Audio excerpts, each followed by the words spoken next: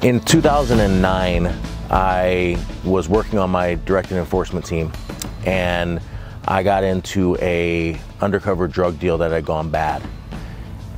And I ended up getting into a foot pursuit where I chased a drug dealer, and after tackling that person, I got into a fight for my life.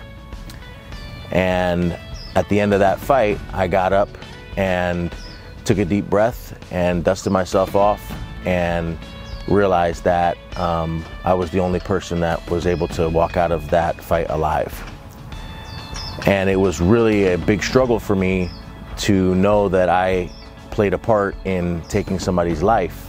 So we sat there and I looked at that, and as I looked at that, I spent about 2 years trying to figure out what it was that could have been done differently. Because although the truth is, I had to utilize the force necessary to overcome resistance and effect an arrest when things were in a very serious situation, although that had to happen for me to go home, if one of those two questions were answered and the changes were made, we wouldn't be in the position that we were in, with him now not being alive anymore and me sitting here having to deal with a bunch of trauma that came with taking somebody's life. Our mission here at Why'd You Stop Me is to reduce acts of violence between police and the community. The goal of this program is to teach the police and the community similar concepts.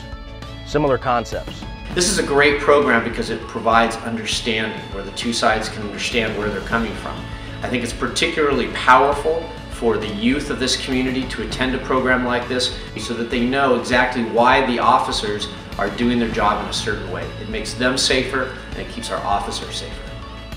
But we want the community to embrace this training and understand it, because it's important. And if they understand and they know what it's about, then they have a greater chance of making sure that they get through it contact safe, which means that we get through it contact safe. And we are here with Ricardo and Alex, who are sporting their WYSM hats. But what did you guys think about the program?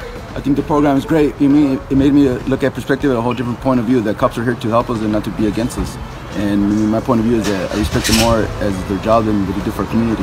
Awesome. What do you think? So I came in with the mentality of, fuck the police. But coming out of that wisdom this time around, I have a different perspective on police. Best part of the training is that you're teaching both sides, so it really builds a bond between the law enforcement and the community in general. We have a team training method that I think is one of the most captivating parts. Every training that we put on is a police officer and an ex-felon together. And we have what we call a team teaching style, and we also call it a team learning style, because we're learning at the same time that we're teaching.